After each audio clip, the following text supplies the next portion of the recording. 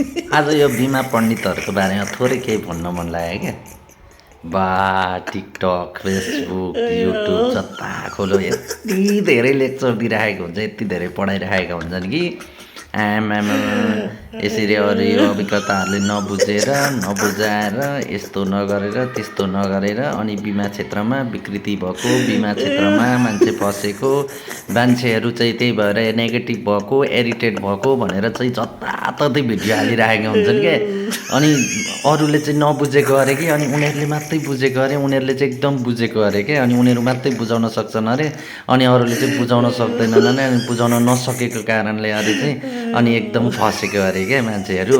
अनि सबैले त्यही भनेर मात्रै त्यसै भनेर हालेको हुन्छ कि, भनेको कुन चाहिँ अभिकर्ता होलान् कि जो चाहिँ मैले बुझेको छुइनँ, मैले चाहिँ जानेको छुइनँ, मैले चाहिँ बुझाउन सक्दिनँ भन्दै चाहिँ बिमा गराउने अभिकर्ता चाहिँ को छ होला क्या।